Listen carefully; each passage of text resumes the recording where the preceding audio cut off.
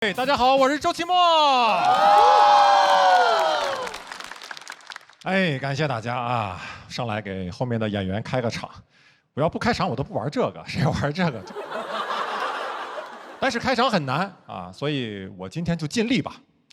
开好了，对于后面的演员是个帮助啊；开得不好呢，就当对他们的一个历练吧啊。如果没开好，各位就接着帮我鼓励鼓励他们，好不好？好。开场还是得聊一点有共鸣的话题啊。想必各位都有父亲，我就知道这个可以啊。巧不巧，我也有一个。为啥聊这个？因为今天的主题是不上班你养我呀，这就是我爸现在对我的期待。因为他现在退休了，他有退休金，但是他炒股，所以约等于没有退休金。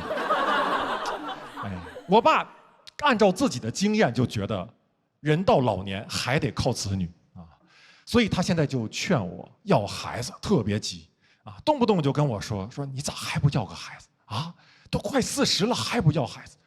哎呦，关键是我都没结婚呢。他不在乎啊，他现在比我前卫多了啊。然后还有一次，微信里给我转一个网上的短视频啊，大意就是说人不要孩子，到老了会孤独。我没有回他，我想让他知道，人有了孩子，你得看是什么孩子，对吧？但我现在就知道，这孩子指望不上啊，我还是得靠自己。所以我现在就开始为自己以后的退休生活做打算。前2年我就开始买基金，越跌越买，越买越跌，买到重仓。我为啥这样？因为我在网上看到巴菲特说过一句话，说你要在别人恐惧的时候贪婪。我就贪婪，但我感觉我有点太贪婪了。就巴菲特看见我的贪婪，他都恐惧。他说：“哥们儿，你还是要个孩子吧。”说实话，如果巴菲特对我说这句话哈，我不反感啊。只要他愿意当孩子的爷爷，我可以接受，立刻给他要一个啊！我还有拍灯的。好了，连孩子妈妈都有了，不是？孩子的干爹也有了。不能再拍了，我怕关系有点复杂。一家人啊！不能再拍了，不能再拍了，再拍我也赡养不过来了啊！我知道很多人都会讲嘛，这个炒股赔钱的段子，但我今天不讲那些啊，我今天就是来分析一下，就为什么股市这么难赚钱，但是这么多年还是有这么多人前赴后继的杀进去，包括我爸，包括我，啊，是因为这些人蠢吗？我觉得只是一方面啊，还有一个原因就是很多上市公司特别擅长炒概念、讲故事。啊，比如之前元宇宙特别火的时候啊，很多公司连个产品都没有，只是沾上一点概念，股价蹭蹭就上去了。有句话叫“站在风口上，猪都能飞”，现在是风还没有来，但猪都已经站好了，就一排排在这站着，站，还彼此鼓励呢。啊，你信我的，肯定有风。你就在这站着吧，肯定有风。啊，你感受感受啊。闭上眼睛，仔细感受。屁股后面是否有个小缝？啊，然后一回头啊，发现后面有只猪在那儿。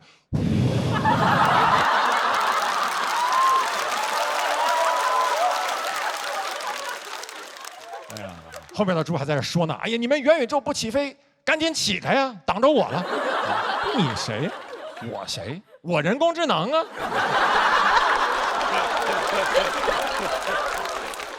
我得赶紧飞了，我后面还有无人驾驶呢。真的很难赚钱。股市难赚钱还有一个原因就是很多机构向你推销产品的时候，他总要带一句免责声明啊，比如刚跟你说完说，这只基金收益很好，但马上补一句，但历史业绩不代表未来收益啊。现在是个很好的买入点，但不构成投资建议。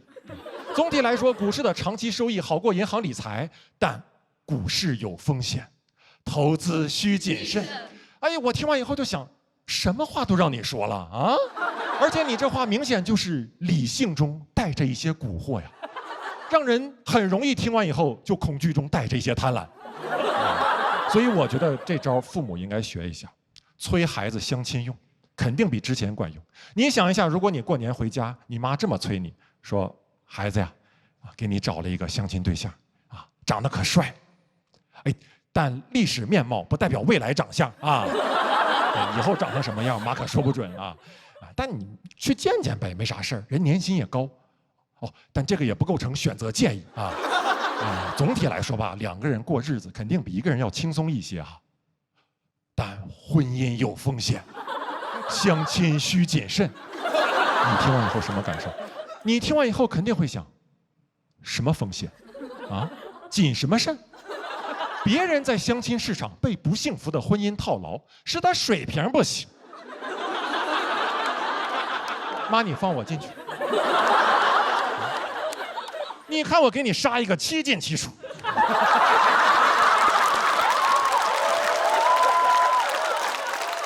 你就等着看绿不绿就完了。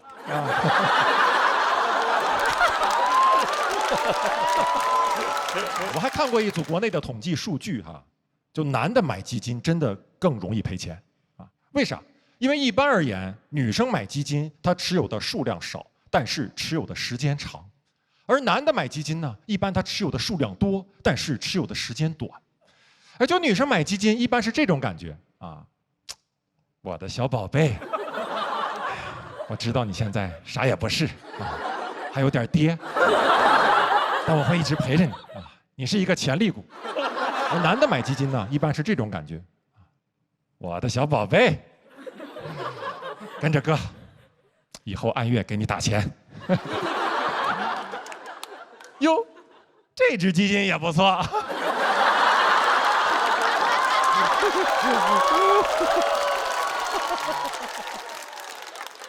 所以我觉得女生可以多买一点基金，但这个不构成投资建议啊。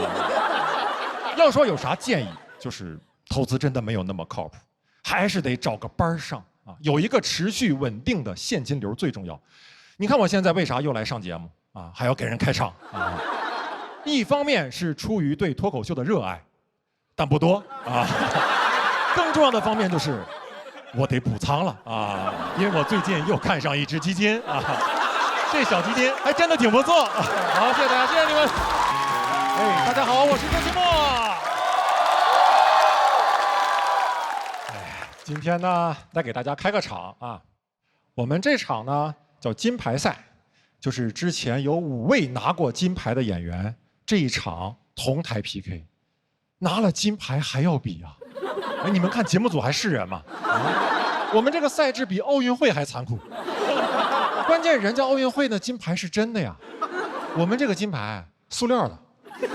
这5个人每天就是揣个塑料小盘过来啊，还挺得意。后来呢，我们就送他们一个外号，叫“塑料五子”。当然这么讲不太好听啊。后来就改叫聚乙烯五子。这5个人呢，散是满天星啊，聚是聚乙烯啊。总感觉他们自己的幽默不可降解。前一阵儿看奥运会啊，也启发了我。我觉得我们这个行业也应该向人家学习，比如像我这种老选手啊，已经有点讲不动了，也应该有一个退役的渠道。干嘛呢？可以当教练，我可以带新人啊。等下一季再有比赛的时候，我在下面，然后我带着徒弟在台上讲，啊，讲炸了，我在下面 yes。然后讲着讲着冷了，我就赶紧叫个暂停，然后把他叫过来，你干嘛呢？啊，你现在情绪不够顶啊，平时白带你看那么多付航老师的视频了。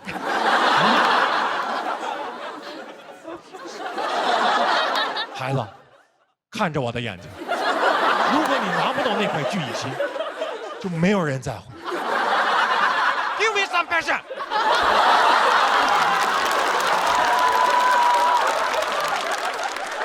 很着我的眼睛。我徒弟说 Yes sir。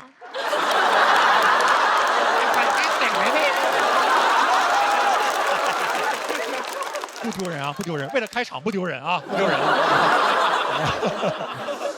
哎呦我天，学父王这一下子真是挺费嗓子。这个时候就特别需要来一口京都念慈庵，历练川贝枇杷膏，润喉、护喉，这是猴赛雷呀。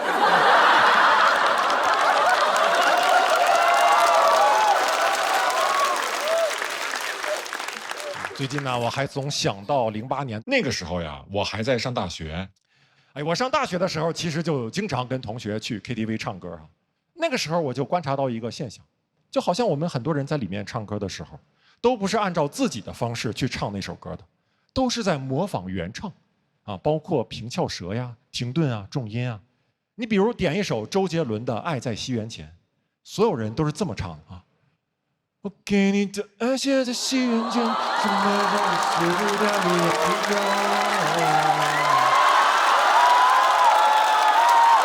到时候图你们这个，我就说这个现象啊，而且经常还眯着眼睛啊，我也不知道为啥，我就没有见过一个人在 KTV 里点这首歌的时候，是睁大了眼睛，然后用自己非常标准的普通话在唱，啊，没有见过一个人唱。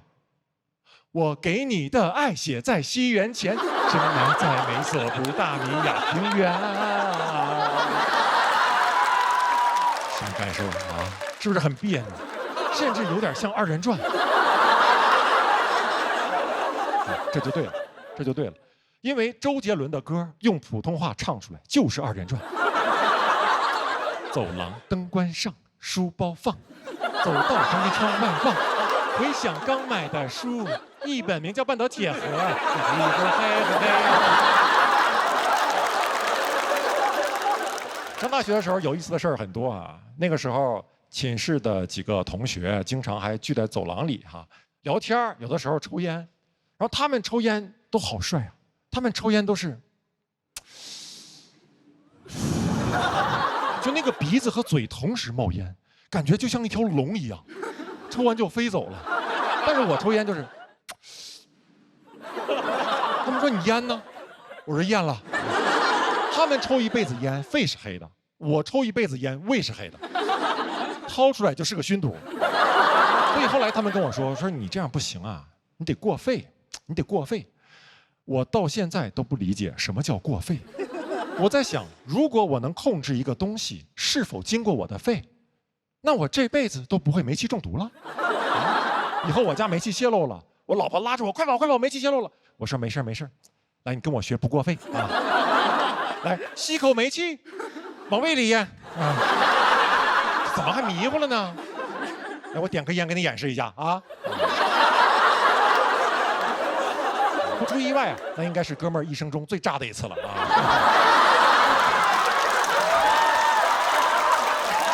开玩笑开玩笑。今天呢，我只是个开场，主角还是他们巨蜥无子。但今天啊，这个比赛金牌战只有我来开场，分量不够，还是得请一个真正拿过金牌的人过来给大家讲一讲。下面就让我们用最热烈的掌声欢迎曾经排名世界第一、拿过无数世界冠军、拿过奥运会金牌的乒乓球运动员许昕。大家好，我是周奇墨啊，也不算好朋友了，一般朋友，开玩笑啊，其实最近呢，总会有观众问我啊，说周奇墨怎么总感觉你上完脱口秀大会第4季以后就没啥动静了啊？为啥？啊，其实原因也很简单哈，就是我总想起那句老话，枪打出头鸟。所以呢，我就有意识地往后撤啊，跟其他鸟看齐啊，让其他鸟先上。我甚至想好了，什么时候一旦猎枪响了，有鸟掉下来，我再站出来。答得好，我早就知道它不是什么好鸟。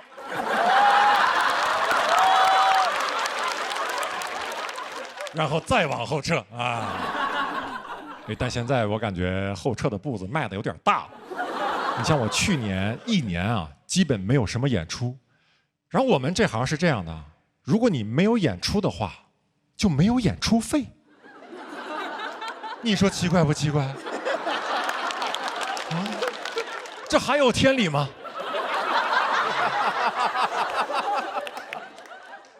这2年我的生活也有了很大的变化，比如我现在就搬到上海来了，啊，然后呢也就开始喝咖啡了。说实话，没有那么愿意喝，但是我听说在上海，如果你不喝咖啡的话，不给你办那个积分落户啊，好像是1000杯顶10分是吧？我不管哈，我就哐哐喝啊。我家楼下呀就有一家连锁的咖啡店啊，我没事就过去点一杯。它现在有个点单系统很有意思，就如果你在手机上点单并且支付完成以后，它会给你发过来一个成语啊，比如说好事成双。然后你到了门店，到了柜台前，你啥也不用干，你就对着店员说好事成双，他就把你的咖啡给你。我觉得这个系统很巧妙，但是呢也有漏洞。其实我一天可以去他们家的很多店，随便说一个成语试试，完全可以啊！随便走进一家店，你好，不劳而获。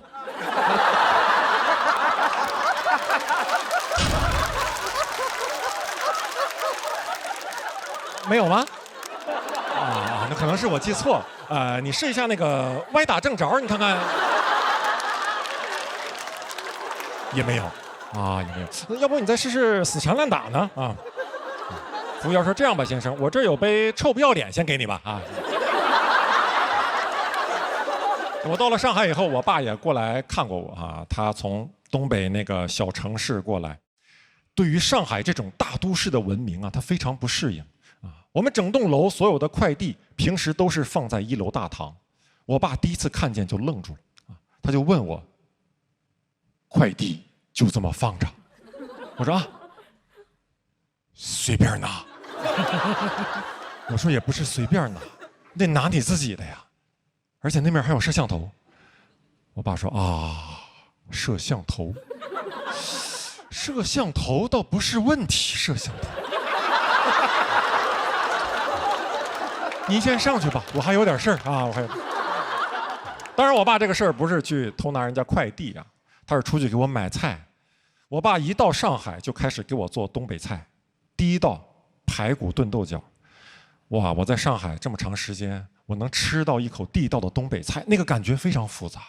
就那一口下去，我就感觉我的小学、我的中学、我的前半生啊，都在我脑海中闪回啊，就跟那种濒死体验一样。啊，就那个时候我才意识到，豆角没熟。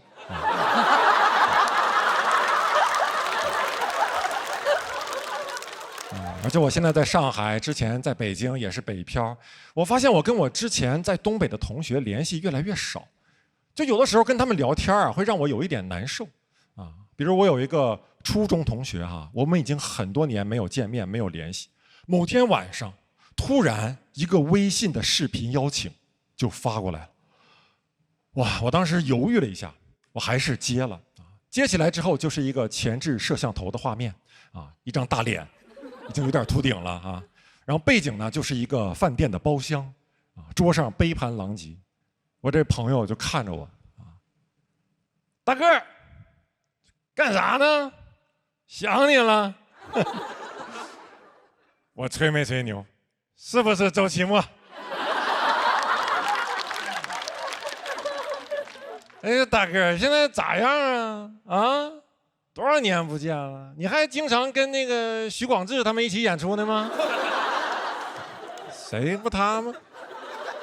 瞅我这嘴，把他俩整混了。他俩不总搁一块儿吗？那去年不还上春晚来着吗？啊，哎，对了，你咋没去呢？哎，大哥，没找你那是导演眼光不行，你适合上春晚。啊，大哥，你适合，因为你稳当啊，你懂不？你比他们稳当啊，你适合上春晚。那你不上春晚，你平时都干啥呀？啊？你还讲脱口秀呢吗？大哥，我告诉你干啥？你直播带货，直播现在老挣钱了。你说你又有流量，你就咔咔带货呗啊！你不脱口秀天花板吗？你就卖天花板。我说那谁，张总就搞建材的呀，他给你供货不就完了吗？咱有渠道啊。不咋呀，大个，你笑了啊？我把你逗笑了。我把你逗笑，哎呀妈，那你说我是不是能去讲脱口秀呀？我把他逗笑。哎呀，那行吧，那你忙着吧，我们搁这喝酒呢。啊，这张总、王总啊，都可喜欢你了。完了，你啥时候回来，你吱声，我给你安排，听见没？啊，行，那你忙着吧，先挂了吧。哎，好嘞，哎，哎，等一下。你跟那个张总、王总再说个拜拜，来说个拜拜，哎，拜拜，对，张总拜拜，王总拜拜，哎，拜，多好，哎，挂了吧，好嘞，保重，哎，我当时挂了那个电话呀，我就坐那儿缓，就缓了半天，我就难受啊，我就想，我这么稳当，为啥春晚不找我呢？好，谢谢大家，谢谢你们，好了，坐下吧，好。啊，大家还挺热情的哈。本来呀，说实话，第二轮准备了一篇纯那个生活观察段子，完了，第一轮那个读稿的准备2篇嘛，导演组读完稿说，翟亚宁就感觉你冒犯你还没冒犯够啊，说你要是能极限再冒犯1篇，咱就让你讲。我连夜熬1宿，又冒犯了1篇。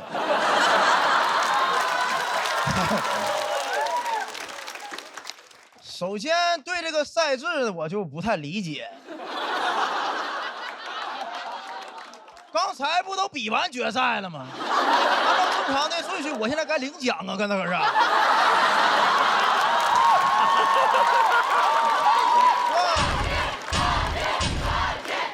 哎呦，这什么感觉呢？就好像我跑100米，完了我刚跑完第1，让前3名们再跑一遍。我跟你讲，朋友们，我最不理解就谁，就这2位兄弟，你还有姐妹你俩就这个位置，我一直对这舞台就不太理解，你俩能看着什么玩意儿？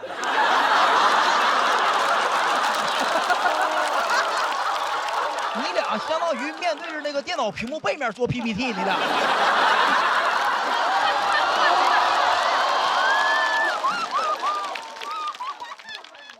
脱口秀这个比赛综艺比10年了哈，比10年了。郭麒麟老师，哎，是不是台上无大小，台下立规矩？来，快！该有人冒犯这5位评委了，是吧？哎，朋友们，段子都是假的啊！咱5位叫气氛组组长是吧？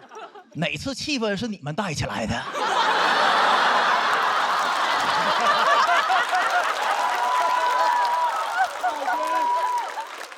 那我看不能是观众笑完你们再笑的吗？而且是吧，我比2年了啊，就这5位嘉宾，我发现就是意见议论呐，就是这个对段子的意见评价没有出现过分歧过。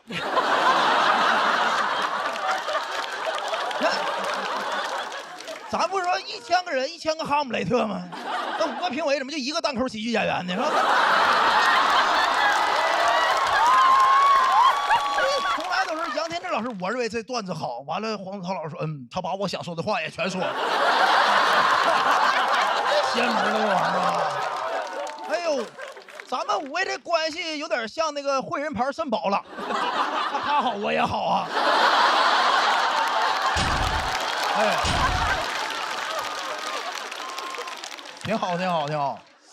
然后再不一整就是来那种飞行嘉宾啊，飞行嘉宾，我们也不是针对今天这3位老师，说实话，你们只是赶上了而已哈，赶上了而已。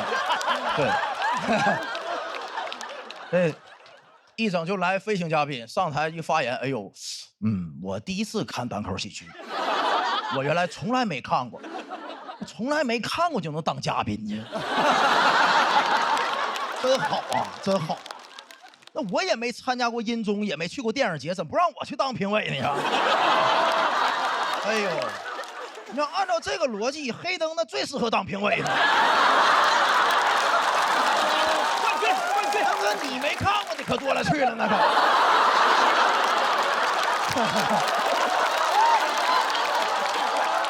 真开心，开心啊！当然，最难受的呢，倒不是这些，最难受的就是每次咱们讲完段子，人得跟咱 talk。哎呦，这个环节，这个聊天真是折磨，这是。就是什么呢？就是你看，你们也不关心我们。你看，你们，咱说心里话，你也不关心我们，我吧也确实不在乎你们。哎呀，那就是硬问呐，我就搁这硬谢谢呀！哎呀，我的妈！就是一种感觉嘛，行婚确实难受，朋友们，确实难受，确实难受，难受哎！不对，放下，完了，没有意义，咱们快快乐乐的给他讲完啊，快快乐乐给讲完。哎，我感觉朋友们，你看脱口秀综艺比赛10年了，咱就把规矩改一改啊，没有什么意思。你看他老问啥问题，咱们的生活谁关心呢？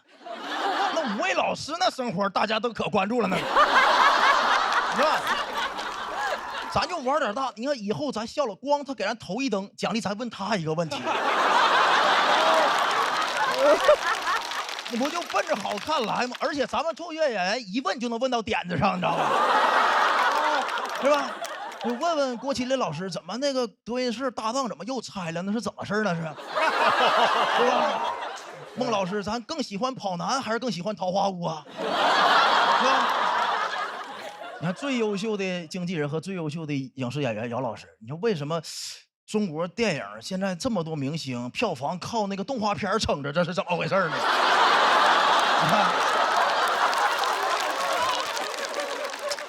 我问点这问题啊，多开心！当然了，哎，不光就是我们台前的一些演员和老师，咱这节目幕后的导演组也做了不少努力啊，那我也不能放过他们呢。每次脱口秀比赛都要录那个真人秀，你们知道吗？知道。真人秀是这世界上我认为最假的东西。还记得那个宣传片吗？还大家挺爱看那个选手集结啊，所有选手去天台上斗志昂扬，我要击败小鹿，击败付航。咱们要拍，咱能不能按照顺序拍？就先集结再比赛。我拍那个的时候，第一轮比完了。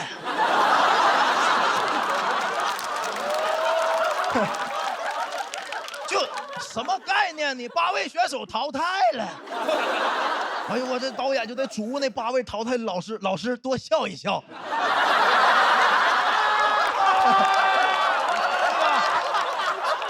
龙哥，这段子是给你写的，我懂你啊。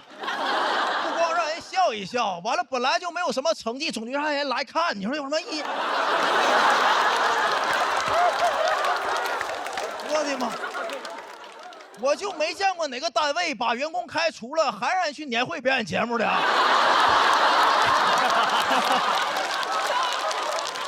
哎呦，全是真人秀，完了动不动一个选手讲完了是吧？庞博就是特别煽情，既然你讲了这个段子，我们节目组给你准备了一个惊喜，夸大屏幕放一个照片。哇，那选手回去看照片，哎呀妈呀，你们把这照片怎么拿来的？不就你给的吗？哪来的？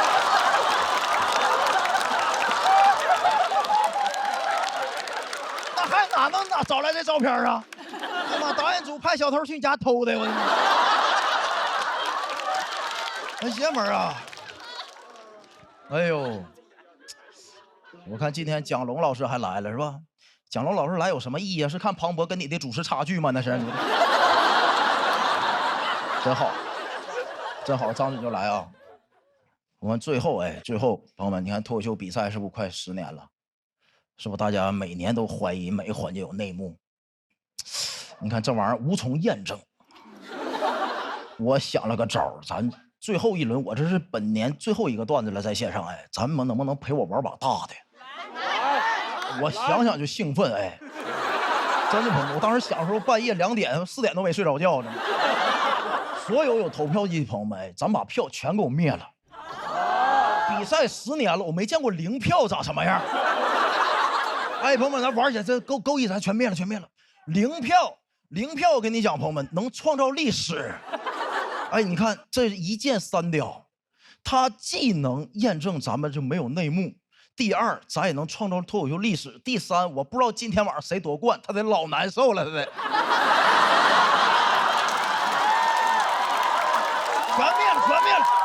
全灭了，来，咱就玩把大的，朋友们。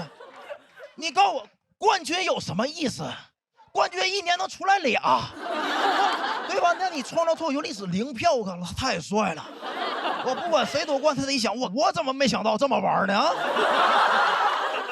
！3、2、1，请灭灯！谢谢大家，我是安静，谢谢。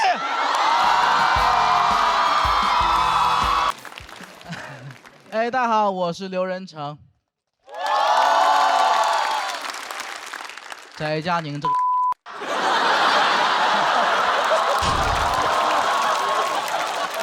只有冠军很难受吗？我觉得第4名也会挺难受的。啊，但其实我们这个顺序是我们自己选择的，是我跟大家商量过，是我主动要去接他的，因为我是觉得我是唯一一个不会被他影响的人，因为我这段表演没有梗啊，他影响不了我。跟大家分享一段故事，大家认真听就行。我刚辍学那半年，我真的是有很严重的被抛弃的感觉。我反复跟我爸妈确认，学校真的抛弃我了吗？老师真的没有找过我吗？得到的都是肯定的答复。这是我第一次收到这么多父母的肯定。老师不理我就算了，半年内没有一个高中同学问过我为什么要离开。我每天就盯着我的 QQ 发呆，我希望有人可以找我，没有，一动不动。从那时候，我就讨厌腾讯。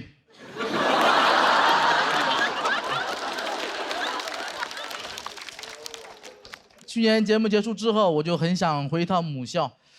其实我还是很想看我的老师，我其实没有那么怨恨他，而且我也很想念我高中生活中最重要的那个部分——食堂。2中食堂有我这辈子吃过最好吃的鸡蛋饼，我很想念它。我想，我的思念是一种饼。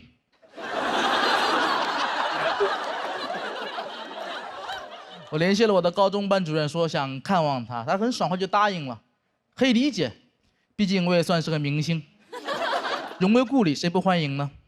当时去了学校就看望老师，我带了一箱水果，老师看到我拿水果还说：“哎，他还带东西干嘛？人到就行了，你赚钱也不容易。”我心想，确实，一个明星确实比水果更重要。当时心里暖暖的，老师还是心疼我，我赚钱明明很容易。但到了办公室跟老师聊天。老师很关心地问我工作怎么样，找对象了吗？还让我减减肥，完全没有一点八卦脱口秀的意思。我一想呢，不愧是政治老师，真有边界感，一点都不八卦。我再聊了一会儿，我才发现我老师完全不知道我讲脱口秀的事情。他以为我还干门窗呢，怪不得说我赚钱不容易，怪不得我一进来就跟我说：“哎，学校刚换了门窗啊，别担心，老师门都挺好的。”我只能假装不经意的提我上节目的事儿，没想到老师他就特别激动，他说：“哎，我看过脱口秀，我看过付航，我看过小鹿，我看过黑灯，没了。”我说：“你要不再看会儿呢？再看就看到第4名了。我们节目脱口有这么长吗？”我本来也不好意思当他面说我讲脱口秀的事儿，那老师很激动，他就一定要找出来，我就找了我第1段脱口秀去年的胖子门窗给他看，老师看了半分钟说：“哎，不对，这个人我也看过。哦，你也干门窗，你也是长，哦，你也是刘仁成。”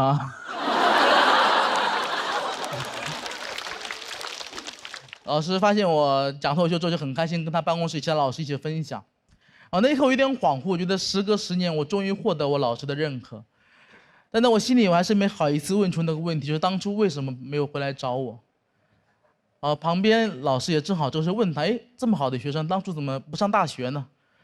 老师说：“啊，是啊，多可惜啊！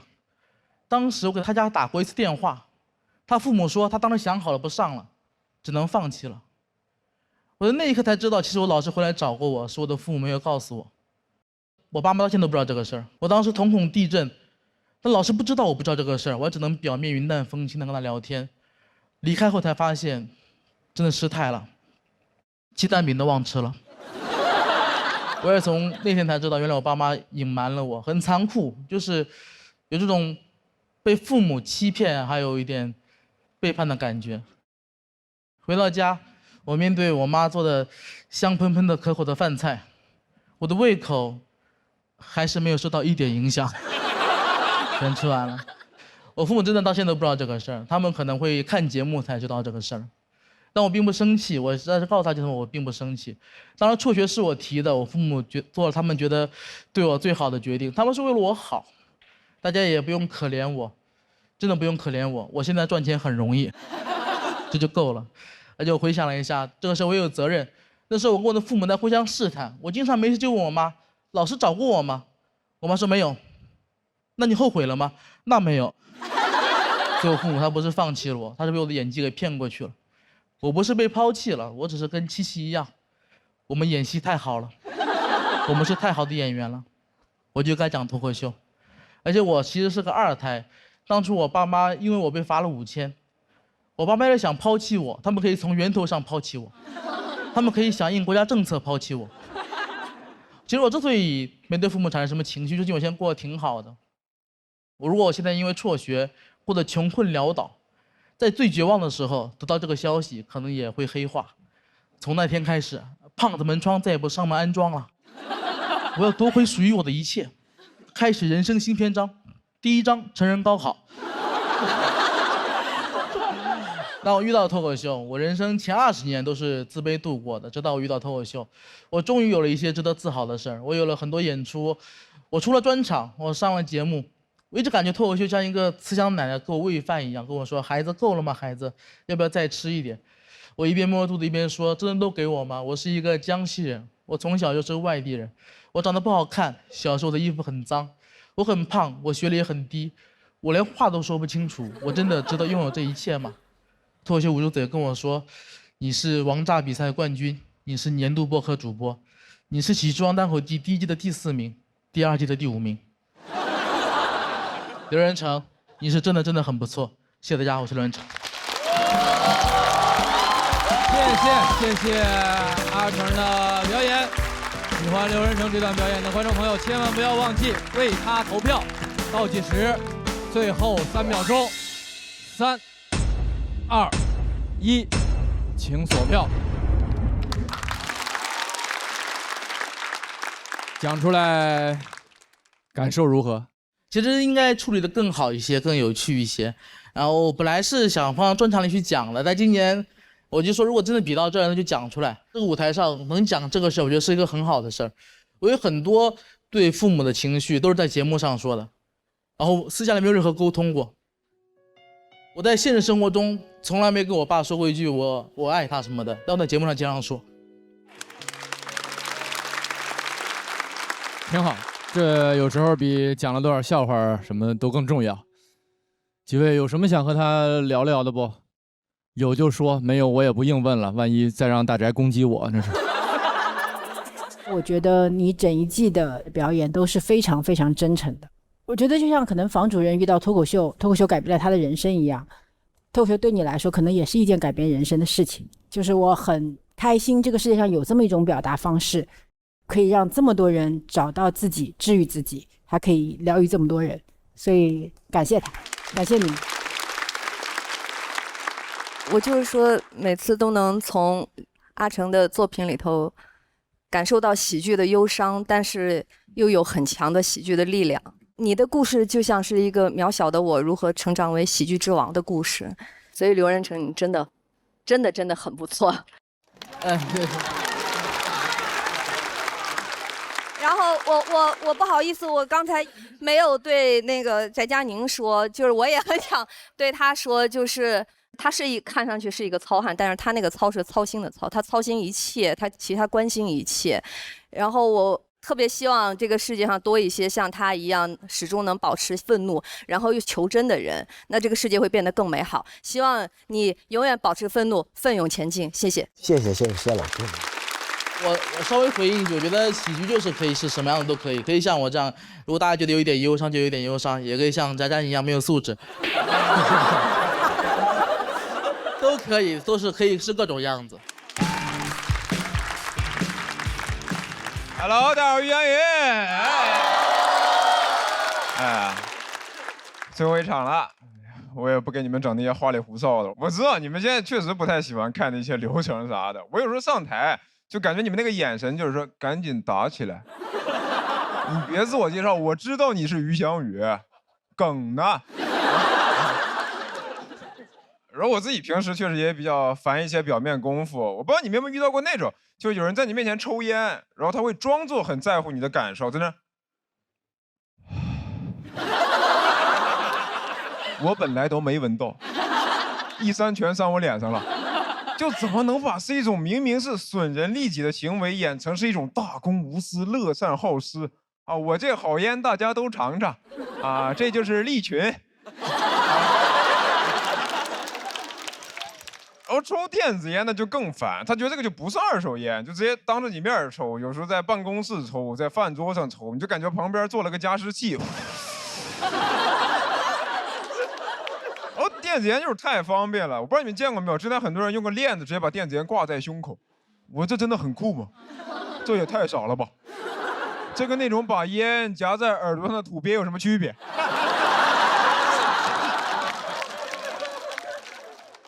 而且为啥就抽电子烟的人这么干？这么多年，我从来没有见过一个抽真烟的大哥，在胸口挂一条中华。来，哥们儿，哥们儿。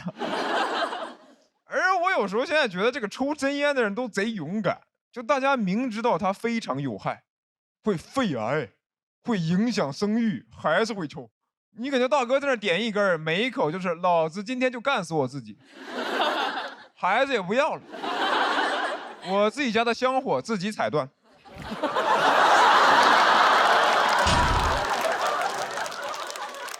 然后我现在自己的工作也很难避免一些碰到一些表面功夫的事儿。然后我去年录完之后还聊了几家经纪公司，然后但是它又不像找工作那样，你有一个明确的晋升渠道，说你可以做主管当经理。对方一般聊的都很虚，就说你签了肯定会更好。没了。我说你好歹给我画个饼的，说祥子你就跟着我好好干啊，让你3年做李诞，5年当李现。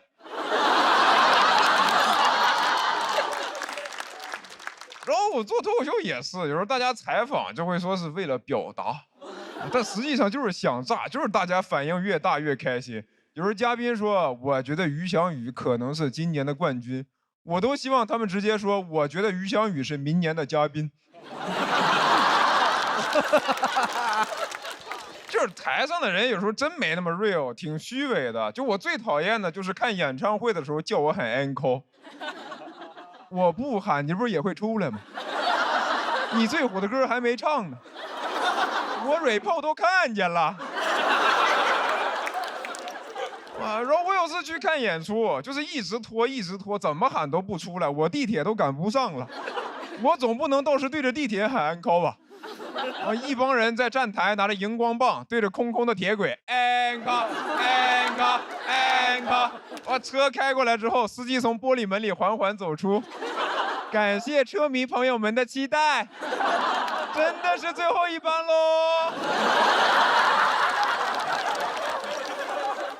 然后现在有时候你在家看电视也很容易被忽悠。我不知道你们发现没有，现在很多综艺啊、电视剧，那个钱感觉都花在宣发上面了。那个宣发动不动就又爆了啊！这个阅览量、播放量破10亿，不是全中国才多少人呀？按这个数据呢，我姥都得看过这些综艺。老太太在楼下遛弯，收音机外放音综啊 ，Put your hands up， 我姥在那儿。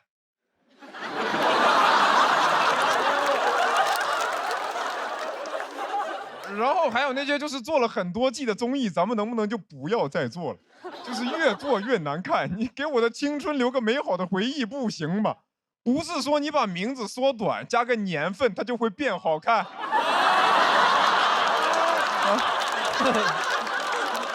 那我明年录节目写不出段子，我就改名。我说大家好，我是翔2026。然后我就发现你在这个互联网时代，好像就是你有钱，你就是可以掌握更多话语权。我不知道你们还记不记得，我去年被骂上过一次热搜第1啊。然后当时有朋友跟我说，要不要找人处理一下？我一听价格，我说我一人做事一人当。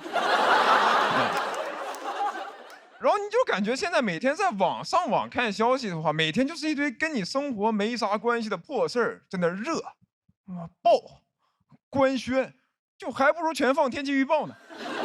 你官宣40度热爆了。然后你有时候真的看到一些什么明星黑料啊、企业丑闻或者什么负面的事儿，然后你看着看着它就没了，你就感觉好像是在路边看人吵架，然后俩人直接消失了。那我不就更好奇了吗？我更想看了。你这儿搜不到，我就去别的地方搜；都搜不到，我就去看 PDF。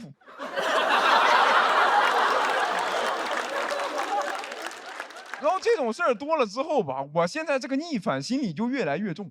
有时候每次一有什么事儿出来，我说你既然想让这个事儿处理一下，那我得让你多花点儿。我看看是你钱多还是我话多。我每发一条，你都得多雇俩水军。我每句话的意思都是您破费了。我朋友问我说：“你抱这个手机干嘛？”我说：“我流量变现。”我一句话让一个男人为我花了18万。反正谁要靠撒钱玩劣币驱逐良币，我就让他看看什么叫良币驱逐傻币。